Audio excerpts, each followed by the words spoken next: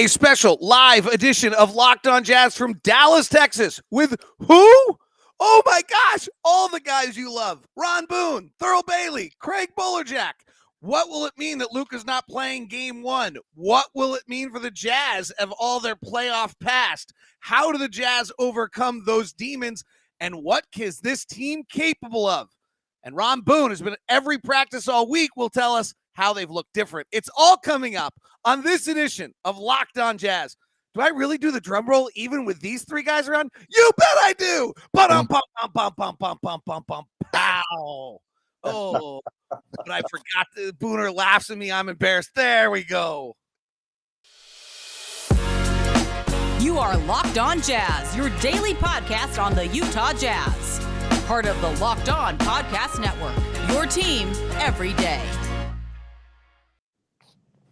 It is the crew from Dallas. We just arrived. Took us 2 Ubers to get here. They tried to put us in a Toyota Corolla, the 4 of us. We decided that wasn't going to work. We had the coolest Uber ride I'll never forget for my whole life. We granted 2 kids scholarships on the Jazz Scholarship Program, which was like the coolest thing I've ever been a part of. Yes, I cried. I'm willing to admit it. Doesn't actually take a lot for me to do that. So we are here. I'm David Locke, Thurl Bailey, Ron Boone, Craig Bolerjack. Thanks for tuning in. To the audience, to Derek and Lise and Lacey and James and Dalen and Forrest and Brandon and everybody who's live in the chat room. We'll take your questions as well, but let's get it going. First off, feels like a weird season because we took that 2 months of non-travel. So like part of me, I couldn't be more ready for the playoffs, but it doesn't actually feel like we've been grinding for 6 months either from our standpoint. So it's a weird feeling. What's your guys' emotion as we head into this?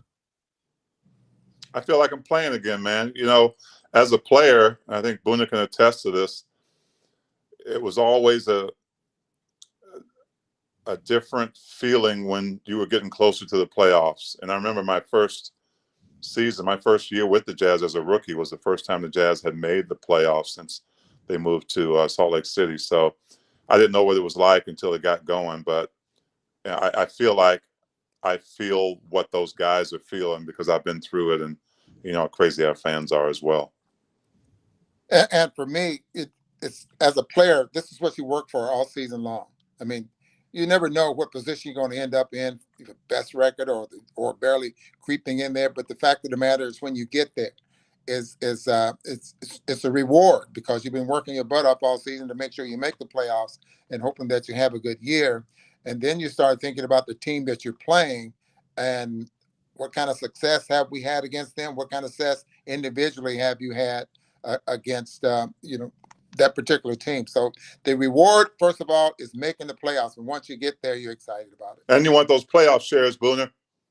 I don't. You probably couldn't have. Per diem is more than what it's more playoff shares back in the day. You're more excited about the per diem now than you were for the playoffs. Yeah, exactly. They'd have cab money so they could go eat. I tell you, honestly, for me, I think it has been a bit of a grind the last 6 weeks after we got out of, the COVID and the injury situation. March, I got to be honest. And, we flew, we went commercial, we came back traveling.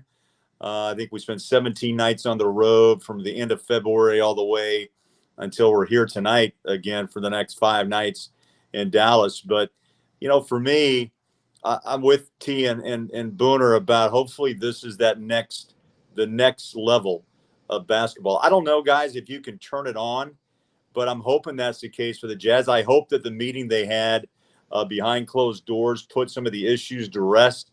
This is a talented team. They're a deep team. They're a different team than they were a year ago with Daniel House Jr. and Juancho Hernan-Gomez and obviously Hassan Whiteside. So on paper, I don't see a reason why you can't win a series or go beyond. Maybe the pressure, and I know that a lot of people don't want to talk about it, but 52 wins last year, expectations can wear on a young star like Donovan Mitchell. And I'm anxious to see if some rest and a reset will be a big factor for him. All right, Ron Boone, you've been at practice all week. Has it looked different? Yeah, let me add something here real fast, though. But like back when Thurl was playing and with Carl and all those guys, that team was awfully good. you knew you were going to make the playoffs because you were just that good. Getting out of the first round for the most part, you knew you was going to do that as well. And that's a little bit different feeling because you're thinking, okay, team is good enough to go all the way. Whereas some teams, well, they're just happy to get there and they're happy to make to the playoffs and that type of thing. But getting back, I've been going to practice every day and it's been like training camp, especially that first day, because during the course of the year, playing every other day, you really don't have a chance to put in a full practice, meaning just covering everything that you've done all season long and trying to revisit things, trying to get better at things. So that first day was like training camp. I mean, they did a lot of things, running up and down the floor and running the transition plays and getting back on defense. It was like things that they hadn't done in so long that Quinn wanted to get back to doing. Second day, you start prepping. They start prepping as far as their opponent, and then today is probably a little bit more than what I saw yesterday. But the fact of the matter is, they start prepping and starting getting ready for the Dallas Mavericks, and that means working on what Luka does best, what every individual on the team does best, and try to prepare for it. And Booner, yesterday when we dropped by, Thurl and I just thought there was more energy that I've seen. And again, Locke, you made a great tweet about a week ago. Correct me if I'm wrong. 4 total practices, right? Since, was it All-Star break? It was something slim. I mean, I think they'd practiced 3 times in the since March 1 or at the most. Yeah. It was that schedule does not allow for practice. We were with Danny Ainge this week, and Danny kind of talked about it, right? That we got rid of back-to-backs, which means that then you just play every other day, and then nobody's going to make you practice in between because then it's 3 days in a row. So indirectly, what the schedule has done is made it so you practice less in this league than ever before. Right. That's a great point. Danny, I thought T was really candid with us yesterday. It's the first time we've really sat down and spent more than how to do in a minute with the COO of Jazz basketball. He was very candid, open. I think he likes some of the additions. Sees the energy from House and Hernan Gomez, and you can tell he has a long history of knowing what it takes to win in postseason play. No doubt. He's been in pretty much every seat, right? I mean, right. Player in the same era I was. But let me go here as far as the playoffs go with the Jazz. From my standpoint, I feel like I have seen the Jazz at their very best. I think we all could say that. We've seen them at their best, and we've seen them at some point consistently at their best. So that's kind of where my mind starts. Now, have they had a roller coaster ride and some major struggles towards the end of the season? Yes, they have. But to your point, Bola, I really think that there's a switch that can be flipped in the postseason play. Health is primary, right? Health is paramount. Well, Dallas just learned that, right? Right. If you're healthy, then that's your base. The system is the system, and the system works. These guys know it works. So I feel like, and maybe that's the part of me that says, okay, it's about time, right? They've gone through enough of the bad crap. Let's see if they can flip the switch. And part of me thinks that they can. I mean, it remains to be seen. It's not going to be perfect, but they have a great opportunity to do it. The thing that jumped out at me over the last week, and maybe you guys will totally disagree with me, is they actually look like a team that could win a playoff series. Now, they didn't win a bunch of those games because the end of the games were really poor, but they were up, 17 on Phoenix. They were up 11 on Memphis. They were up 21 on the Clippers. They were up 23 on the Warriors. They hadn't, to me, all year long, I hadn't seen that. That actually, to me, was those stretches of basketball. The game in Phoenix, they were pretty good. They won that game. There was a game in Denver. They were pretty good early in the year. But there weren't, we weren't walking out of a lot of games this year thinking to ourselves, wow, they were awesome tonight. I turned to Ron in that Warrior game. I mean, you just don't go up on a team 21 in the first quarter. That was the best basketball they played all year. And then I opened ironically, I guess, or unfortunately, I opened the fourth quarter of the Phoenix broadcast saying the Jazz have now played the best 36 minutes of basketball they've played all season long. Can they close it? And they couldn't. So which do we take here? Like, or do they both weigh equally? The inability to close those games, or the fact that we actually saw a team for the first time that was good enough to win playoff games? Hey, Locke, I want to ask the two players why. I get to ask that everywhere I go. How do you play and be one of the best three-quarter? Get your chicken wings. Just get up and get your chicken wings. We're live. We're not professional. He's got chicken wings coming, man. The dude's got to eat. Look at this guy, man. I'm surprised it's not popcorn. You know, he like leaves the broadcast. And this is like, by the way, if you're ever, here's a secret we're going to tell. Since he did the chicken wings, I'm telling secrets about Ron now. If you're ever listening to the broadcast and there's an extended period of time where Locke doesn't allow Boone to talk, chances are he went to go get popcorn. That's true. Hey, I can tell you. Not a little one, but one of them big bags. You know, about that big. Yeah. Wings are probably some of the most expensive chicken wings he's ever eaten. Yeah, guarantee. You have the service charge, you have the delivery charge, then you have the tip. Now, Thurl's been trying to get Booner to figure out how to use DoorDash. He has not figured it out yet. Let's forget about the tip. I'm going to tell you guys one more time. How much? People like cash. Fancy stuff you guys deal with is this. Old people. How much? Like How many chicken wings did you get? It's 6 of them. How much? $50. $37. Oh my God, that better. Listen, They better be good. hey, I went downstairs and ordered it, and I ordered at the bar. So Becca and so Becca and no, and who? They were free. Somebody else bought them for you? Oh, I did leave the tip down there for them, though. Well, I bought their food a couple of days ago. I mean, a trip ago, and so they were just returning the favor. Way cheaper, Booner. A Belt Bar. No, I hadn't eaten dinner. You guys ate dinner. I saw Bowler eating on the plane. He had two big old fat sandwiches, and he was eating. I'm still on. Hey, Booner, I had a lemongrass tofu sandwich from Oh My, but I didn't think you were eating a lemongrass tofu sandwich. Not after you touched it. No. Even if it was wrapped up, he wasn't having a lemongrass tofu sandwich. There's only one person in the world could serve Booner a lemongrass tofu sandwich, and he might consider eating it. And she's currently in my house right now, and she's not with us on the road. If my wife served him a lemongrass tofu sandwich, he might like pretend to take a bite, but I think that's about it. Like a Seinfeld episode when you spit in a napkin and stuff it down the couch. Yeah, right. Hey, Anyway, I got Ringo and Becca to take care of this for me. right on.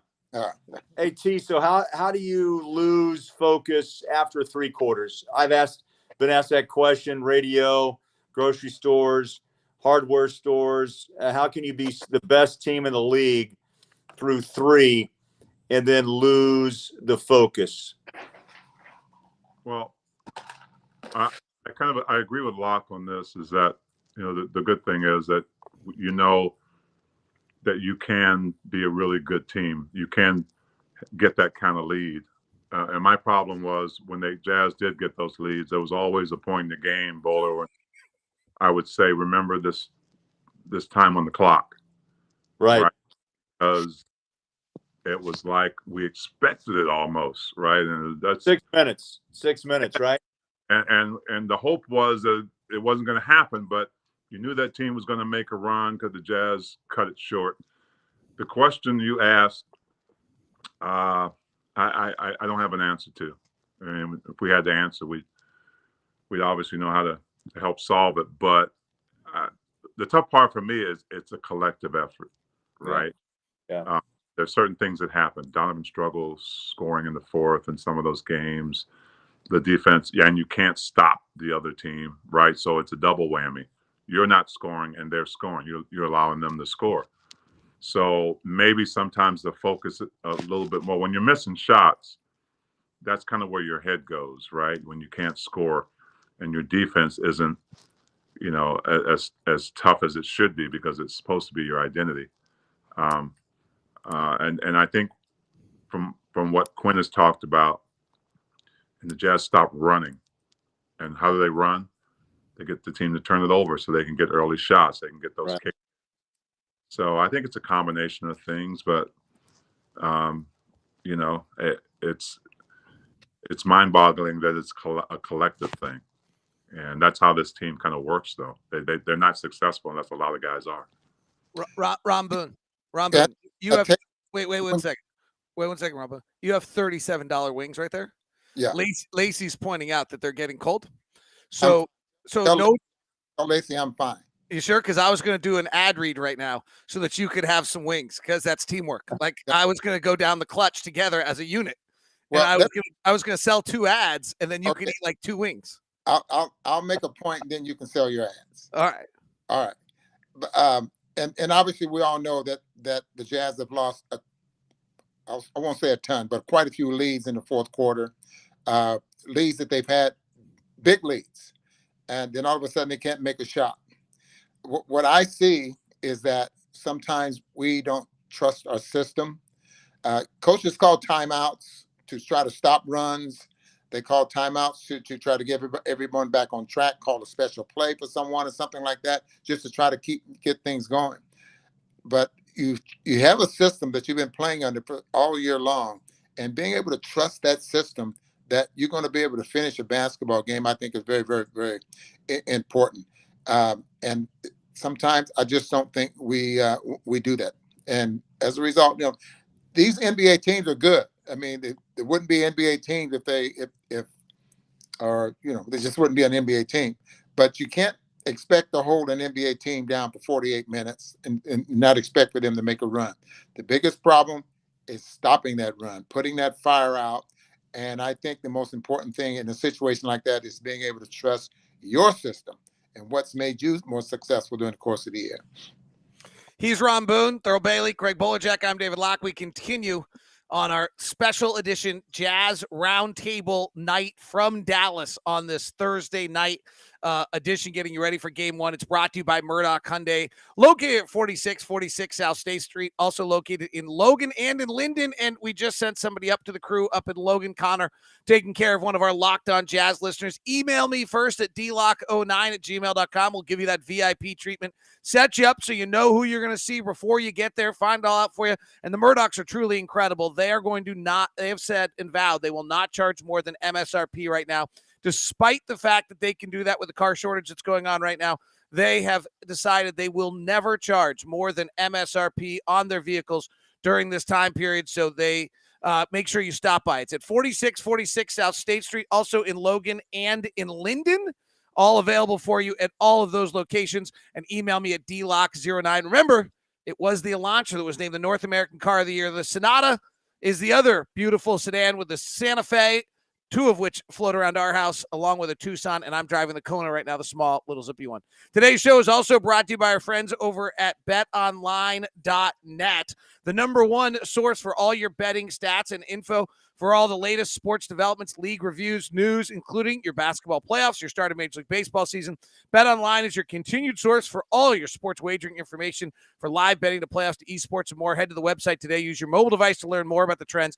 BetOnline, where the game starts. What is the line now? It has been moving all week long on the Jazz and the Mavericks. In fact, the series odds started about even, and then no surprise, with Luka out, went bananas and went the other way. Let's see, the latest series line, the Jazz are now minus 310 to win the series. The Grizzlies are minus 400 against the Timberwolves. Sixers are minus 175.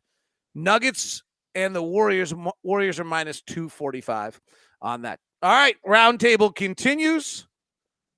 No wings? Yeah, there, David. Are they worth $37? Well, he's popping them open right there. They threw some fries in here. The wings only cost 20, so they threw some fries. Fries cost 17, and then the tip, right? Right. Yeah, I'm doing simple math here, pal. That's $6 a wing and add on about 10 fries. $6 a wing and a bite or 2 of fries. $6. Yeah, I don't know if you guys can see the chat room that's going on or not in this system. I was throwing up. Somebody said Ron better be able to fly when he's done with those wings. All right, the big storyline all week long. Luka Doncic reports out from fairly reliable sources that the Mavericks have not said so, but that he is expected to miss game one. The calf strain, it's hard to tell, but Ron, will you share with the listeners what you told me that was so interesting to you about the calf strain as a former player and a right-handed player like Luka? Well, if you're a right-handed player, all of us, I think all of us are right-handed. All of us make layups, and what leg do you jump off of? It's Luka's left calf that's bothering him. So when he drives to the basket and he's jumping off that left leg to make a layup. And you notice one of his favorite moves is to work his way back to the middle of the floor and kind of fade away. He's jumping off that left leg because he's fading away with his left leg there as well. When he starts his dribble drive, he wants to drive right, he's pushing off with that left leg. You use that left leg more than you think you do, or you just don't think about it as a right-handed player. And will that change things for him? And if you think about it, I know Bowler and Thurl have discussed this a little earlier about the players that have had calf injuries and what it has led to. And so that's my take on that as far as Luka is concerned. That left calf, he's going to use that a lot more than you think. And it's a possibility if he plays, that it could get worse. And Locke, there's grade 1s, there's grades 2 and grade 3s in this category. I'm no doctor, but I love reading up on it. And, for just a grade 1, which was what Bogdanovich had, I think it's about an 8-gamer. A grade 2 is 12, and a grade 3 could be upwards of 14. So you're talking about a little over a month for a really bad calf. And that 12 to 14 day window for a grade 1. So I expect Dallas to stay tight-lipped on this, right? Because they're not going to play their hand and let the Jazz feel comfortable. But if I'm the Jazz, I would just go and prepare like, he is going to play. So if he by chance walks out there, right, then, there's no surprises. Look, Dinwiddie and, Dwight Powell and Reggie Bullock, even Davis Bertans, who came over in those trades for Kristaps Porzingis. This team's still deep. I don't think the Jazz can fall into the way this season has gone, as we've been discussing, they cannot fall into any type of this is an easy game 1 or a game 2 if Luka doesn't play, because the Dinwiddies of the world and the Bullocks and what Jalen Brunson's about, it's a damn good team, and the Jazz have to remember that going into this series, even if Luka does not play. Just thinking that as an automatic win will get them in trouble. Can't do it. Cannot do it. Well, I'm going to take you back. I'm going to take you back a few years. I just saw somebody send a message. Did Booner spend his whole per diem on wings? But I'm going to take you back a little bit because I remember a series. Wait a sec. I just realized something. What? He's popping off that he got his per diem, and we don't have ours yet. Do you think he used our per diem for his $37 wings or his per diem? Like, we may never be seeing our per diem. I think he might have gotten all the envelopes. Don't worry, Ashley. I'll give them the envelopes. No, really. Here, order those wings, and I promise I'll go give Thurl and Bowler their envelope. Oh, that's funny, man. We're broke. That's what you're saying, Locke. We're all broke now. No acai bowls for you in the morning, Thurl.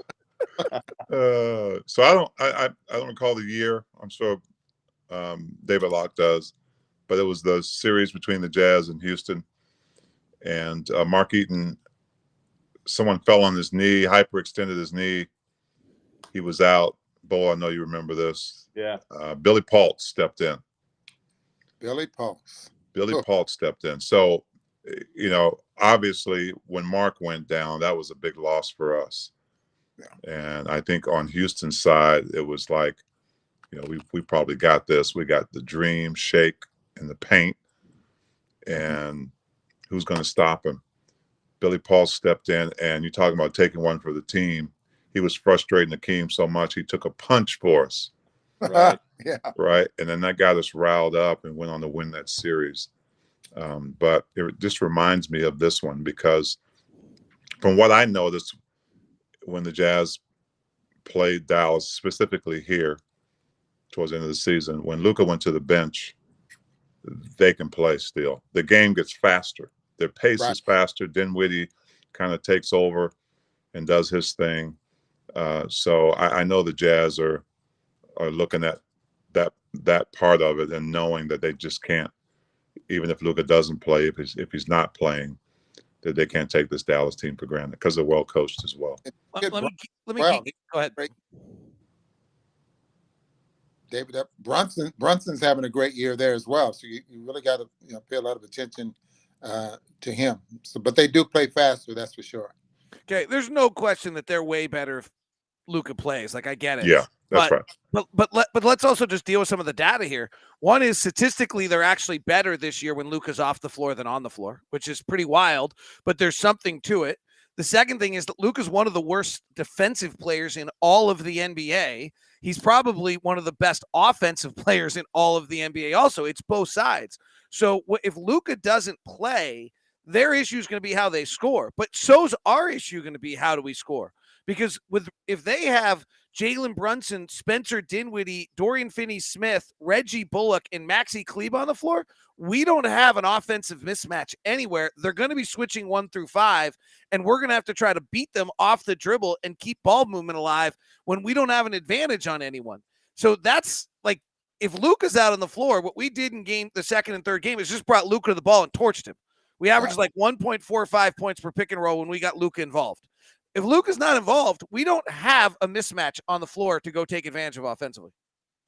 Well, I think that's when you got to lean on your D, right? You got to go to who you are, because I always call it the great equalizer. If you're not scoring and you're keeping them from scoring, then you got opportunities. And the Jazz need opportunities to score the way they want to score. And I'll take our rim protection over anybody's in the league.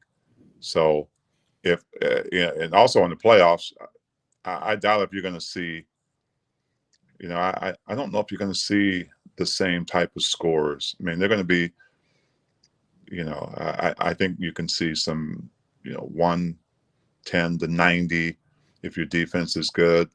But I think teams are not, I don't think they're going to be shy, but I think they're going to be possession careful. Right. Mm-hmm. And so, hey, T, with that comment, don't you believe, though, Gobert's the one man, and I know he's always been looking in his own way in post-game comments, is that this is still help defense, correct? I mean, if he comes and shows on the three-point line, still the back cut has to be protected. This isn't just a one-man game defensively, right? And this is where that is, I think what you're saying is that scoring tends to go down some in postseason play because everybody brings that level of defense up. So that's where I'm looking for House with energy, better transition defense off missed shots or turnovers, right? I think that's really a must for the Jazz in getting started in the postseason. It is, and I think Quinn has emphasized that they have to run. Jazz have to run, and so we're interestingly for us, we've seen the Jazz enough to kind of read that gate coming out in the first quarter. I mean, there was a game. Who was that against where they went 0 for 14 from 3? Right out of the bat. That team they were playing was named the Portland Trailblazers. Yeah. I'm not sure it was the Portland Trailblazers. Yeah. They had a uniform on that seemed to resemble that of Jerome Kersey, Kevin Duckworth, Buck Williams, Terry Porter, Clyde Drexler, and some other great players that once played up in the Pacific Northwest. But as bad as that stat was, those are the kind of shots the Jazz want. Those are the kind of shots they need. Locke, we didn't know of a lot of names with OKC or Portland in the two of last week, right? I mean, those were call-up guys. But, Ron and T always make this point, and Jerry Sloan did it as well, right? You're in the league for a reason. You're always auditioning for 29 other teams. And sometimes you can't predict who's going to go off and play their tail off and actually outplay a highly skilled, highly paid NBA player. Because they're in the NBA too. And Thurl, you made that mention before. And again, you can't fall into trap games. And if Luka doesn't play, so be it. keep the focus. I think the difference. Sorry, Booner. I know you got a little bit more wing in your mouth trying to Right. swallow. I was just going But to ask David, or David, he probably knows already, but what's Dallas's transition defense like? So, but go ahead, Thurl. I'm sure David's got it already. no, I was going to say the difference, Bowler, is it's the playoffs, and you're playing the same team every time you play for a potential 7-game series. So you may have a guy who might play over his head, right? But the playoffs are for the Donovan Mitchell we saw against Denver in the bubble, Right. Where you got to go to another level. You know, the playoffs are for Mike Conley, who, you know, you got to get in the time machine on a given night. And that's just how the Jazz are built, right? Rudy Gobert, you got to stay on the floor. Yeah, and I totally agree. And let me add to that is that it also is on the players, because every game might be someone different, you know, on your team, because the adjustments that have to be made in order to take advantage or win a basketball game. But as far as the coaching staff is concerned, you put together a game plan and it works. Now you got to anticipate what your opponents are going to do and try to be ready for that the next basketball game. So there's pressure on coaches and all that to make those adjustments, just like players have to make those adjustments there as well. By the way, they're third in the league in transition defense. They play the most half-court possessions of anyone in the league, so they're not in transition offensively, but they're the third best team in the league in transition defense. Note for you also, they're the number one team in the league in drives, and they're the number one team in the league in isolation. And without Luka, all they're going to do is play 5 out. Dorian Finney-Smith at center at times, probably. Spencer Dinwiddie's going to put his head down. Jalen Brunson's going to put his head down. They're elite drivers. Can our guys guard their yard? We'll answer that next with Bowler, with Bailey, and with Boone. Wait, am I Bach? I have to have a B in my name too? It's, well, only appropriate. The show is brought to you by Built Bar, which will not charge you $37 for 6 of them. And if you use the promo code LOCKED15, it's even cheaper at Built.com. I threw my Built bars over there. That was a grasshopper cookie. That's one of my favorites. Built's got some great bars available for you right now, and the Puffs are taking the place by storm. But the peanut butter bar is out right now and available for you. So go check that out, along with the blueberry muffin bar and the yellow chirps, which are the mini puffs. The churro puff is a favorite coconut marshmallow as well, and Ruby Puffs, you can get puff mix bar. It's all at Built.com with the promo code LOCKED15. And the greatest thing about Built Bar, 130 calories, 2.5 fat grams, 4 net carbs, 4 grams of sugar, and 17 grams of protein. I still don't know if it's a protein bar or a candy bar, but I know it's really, really good. Check it out at Built.com. Today's show also brought to you by RockAuto.com. Save time and money while using Rock Auto. Why choose to spend 30, 50, or even 100% more from the same parts from a chain store or a car dealership? Use Rock Auto. It's a family business serving do-it-yourselfers for over 20 years.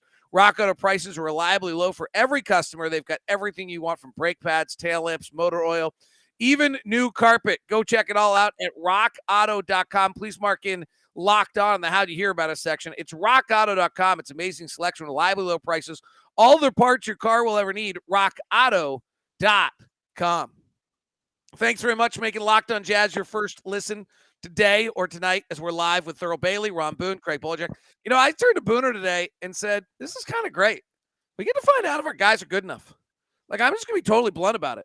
Like, they didn't guard. We heard the story. You know, Donovan had the ankle sprain. Mike had the hamstring. Like, you know what? Spencer Dinwiddie is just going to line up whoever he's guarding. He's going to be on the right or left wing. And he's just going to go.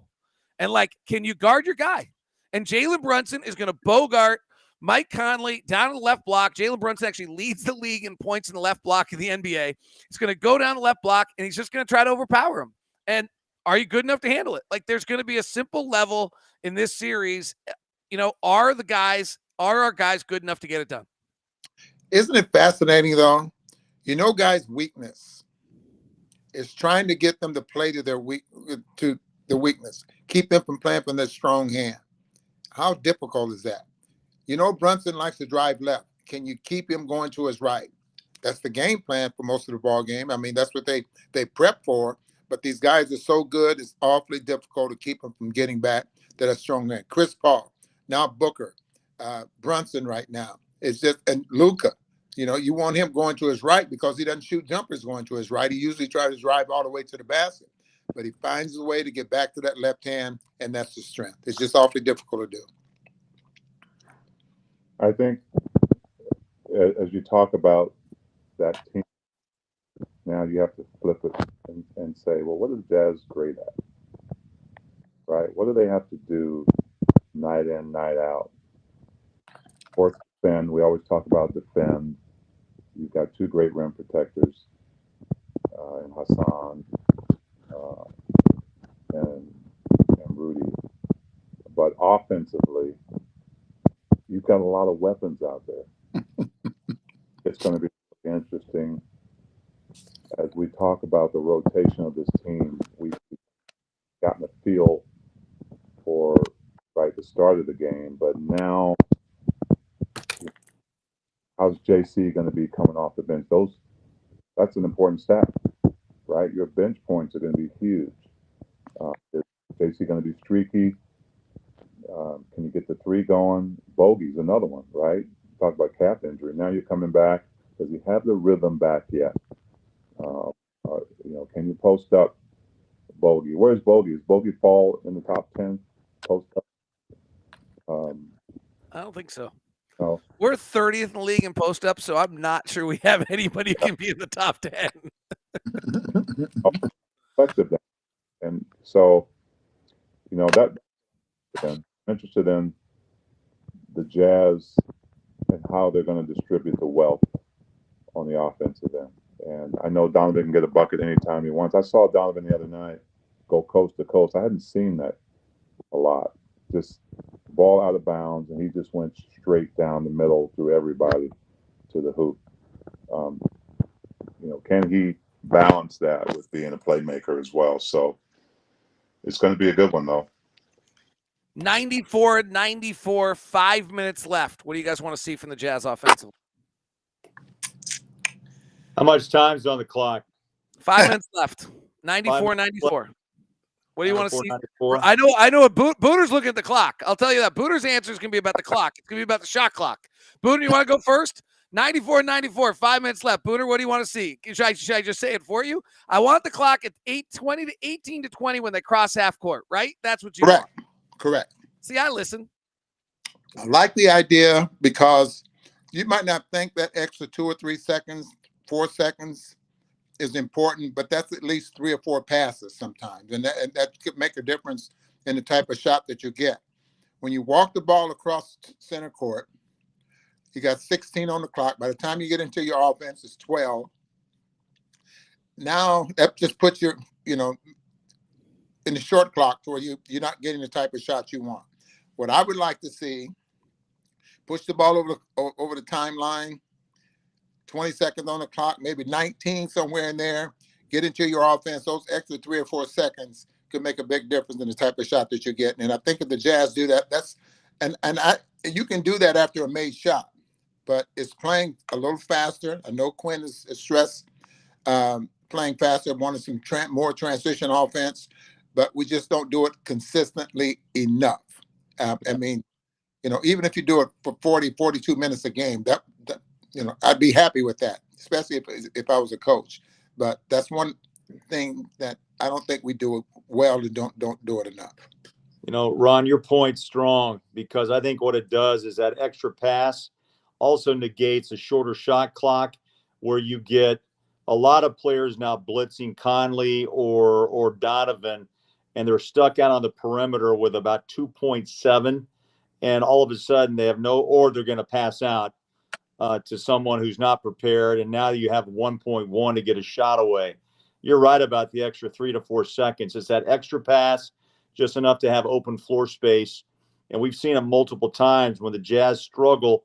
They force up late shots, and they come out, teams blitz, force them to turn the ball over or not even have a good look at either tying or winning a game. Yeah. I want to see some amazing freaking defensive plays that lead to quick threes. Push the ball up. Because when the Jazz, that's when they're at their freaking best, man. When you get a great stop Royce comes up with a big steal, or Rudy or comes up with a big block, and they're rolling, and you're finding Boyan on that right wing or right corner, and you got guys flying at you, and then he dribbles, skate dribble, and not. I mean, that's Jazz basketball.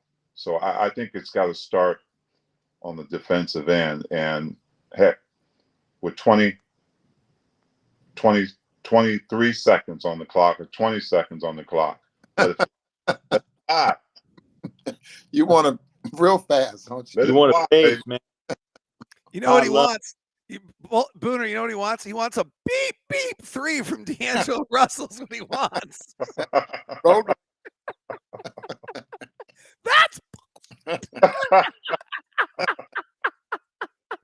That's what I want, though. What do you want? What do I want? I'd like to play a little more pace. We're walking it up. I'd like to see Donovan play off the ball. I'd like to see Mike bring it up. Maybe start with a Rudy Gobert, Mike Conley pick and roll, and then Donovan comes off something other action. Donovan's stagnant at the top with everyone zeroed in on him. Doesn't seem to be working to Donovan's benefit right now. Donovan needs space. Like, it's really hard. Like, I don't think fans understand how truly hard it is to play in the clutch. Like, Jason Tatum's unbelievable, right? I think he's shooting 31% in the clutch and 17% from 3. Like, these guys it's really hard. And Donovan's somewhere between 6'1" and 6'3". It's not clear, but it's not 6'7". It's not Kevin Durant. He can't go 7'1". Hey, here's my shooting pocket. Nobody else can get it. So what can we do to create some space for Donovan so that he can be where he's at his best? Would probably be what I want to see on the offensive end. On the defensive end, I just want to see Rudy be able to have an impact, right? Other guys have got to defend well enough so Rudy can have an impact. What happened in LA last year is that guys got by so fast that Rudy rotates over and the next pass goes out. If you can hold your yard for a little bit, just a little resistance, a little bit, Rudy can shade, guys can rotate, the defense can get going. But last year, frankly, nobody was putting up any resistance at all. You know what I want? I want Locke and I to get into a discussion about mid-range. Good luck. I'll tell you what, I don't have the data completely the way I wanted to. I dealt in a lot. I can make a pretty strong claim, actually, that the mid-range is Donovan's problem. That he's 6'1", and he doesn't have enough space in the mid-range. If you look at 6'1" guards who are good in the clutch, they're doing it from 3. Like, there's something to that, frankly. That I think he's gotten away though, David, and maybe again it's fatigue. Getting space and putting the shoulder down, which means running up to the rim, and even if he doesn't make the shot, going to the line for free throws. I get 3s more than 2, but I've always thought, I get this discussion a lot, that I would rather get 2 than nothing.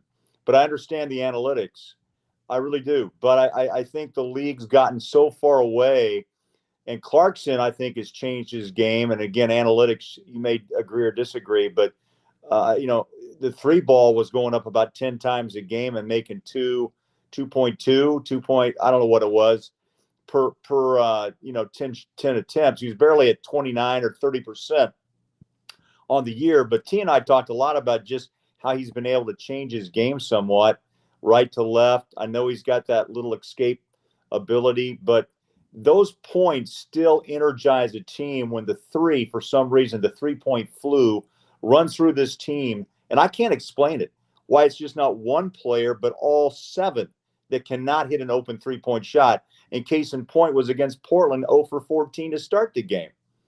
And I wonder if you can still go inside, stay competitive, stay close, and not let the 3 ball jump off the rim and cause a transition problem on the defensive end. Well, that's just all right. So analytically, there's a few things here. One is the fact that you just have to realize that defenses dictate how many shots you get at the rim.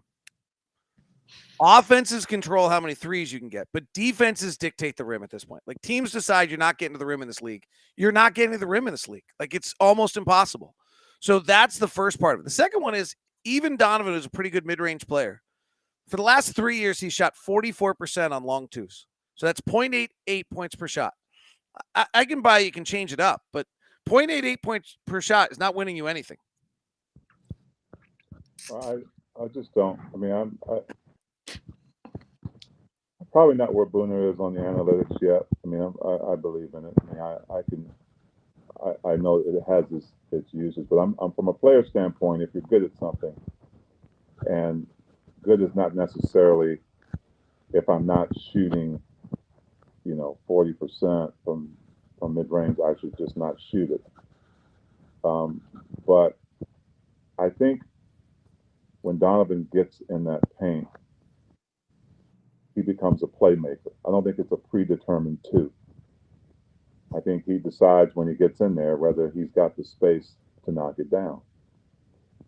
And if the defense comes, I think he's been, decent enough to kick it out to where his guys need to be, or, let's say Mike Conley.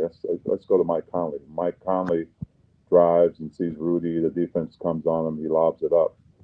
So, I believe if a player is not good at that, Royce O'Neal is not a mid-range guy. So, you probably won't see many of them because that's not his game. But I don't think a guy, if he's not shooting, if he knows his game and he's not shooting well from a particular place, then, that shouldn't be a shot that he lives by. But I think if you're good at the mid-range, look around the league, guys who are good at mid-ranges, you mentioned one Boone and Chris Paul, you know where he's going. You just can't stop him from getting there. And Booker. And Booker's gotten better with it. Yeah. So, I don't think it's something that you hang your hat on, but if if it's working for you that night and you worked on it during the summer, then good for you. You've added something to your game that's now a weapon when you need it. I like the mid-range game.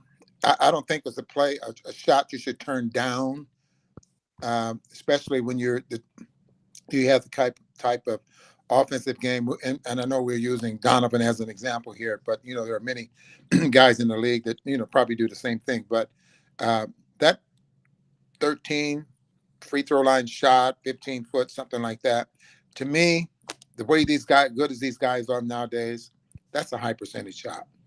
And you should be 46, 47%, 48%, or maybe even higher, from that range.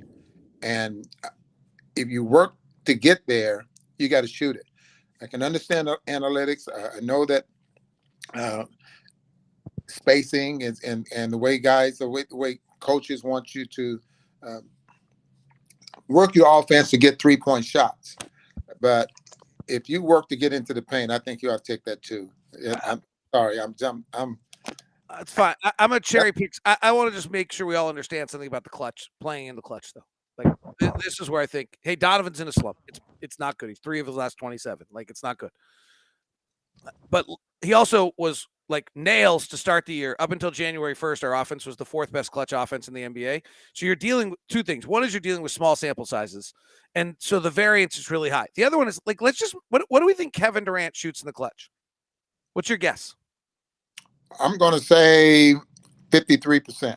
Okay. Thurl, what do you think? The best shooter in the league, 7'1", has a pocket every second he wants it. What do we think?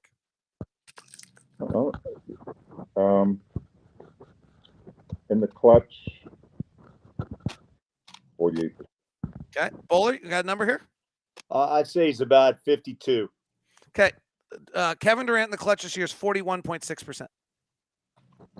In the clutch. 41.6%. I would give him the ball. He would be my number one choice to get the ball every single time. What do we think Jason Tatum is? Top 5 MVP candidate. Same concept. 6'8", get a window every single time, right? Pretty good mid-range player. But wait a minute. What kind of shots are they shooting? Any shot. Is that what you're saying? Yeah, just field goal percentage in the clutch. Like, everyone's killing Donovan because and I agree. Like, let me start. The premise is like 3 of 27 is not going to cut it. But I just think we got to understand the variance here is off of, like, Jason Tatum's 37% in the clutch this year. All shots. Okay. You know what I think, David? Kevin Durant's 41.6 all shots. You know what I think, David, that skews our fans and even from our chair is that because when the Jazz play the likes of a Durant in clutch, they deliver. We got our tallest defender, 6'4". Right. And that's the point, right? Yes, right. Yeah. that's the point. Porzingis is 6'9", slight, but still a little more energetic, and House is 6'6" and bulkier. But again, you're right. I mean, he can take guys to town, but I think again, when we discuss this, it's almost in the eyes of how they fare against the Jazz. And usually you see a Luka, a Booker, a Paul, a Kevin Durant, because of their, well, not in Chris Paul's case, but because he's a vet and likes space, and he is damn good with the mid-range game. But I guess I judge those numbers on what they can do against the Jazz defensively in the clutch. Yeah, I mean, I think that's part of the weakness in the discussion we talk about that has to get better in this postseason right now. If you're going to make a step and make a move, it not only is Rudy playing defense, but he's got to have the guys working with him to get this done. All right, as we wrap this up, Boone, you have been reading the chat room when I put it up, right? So can you please read this next thing out loud, please? Please read this out loud. Do not read it first. Read it out loud, please. Does Boone wipe his sauce off his pizza with a napkin? No, use the sleeve. Do you want to tell the story, Booner? You want to tell the story? These guys don't know the story. You can tell it, Dave. We lost Boone for like legitimately probably a quarter, if not a half of a broadcast this year. Because there's a guy sitting in front of us who throughout the whole first half had one of those big Maxwell pizza slices and was dabbing his napkin on it the whole time.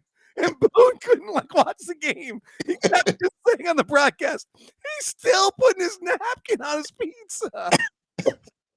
Hey, I'm not that much of a pizza eater, but that has to be illegal if you're a pizza eater. I mean, that you can't.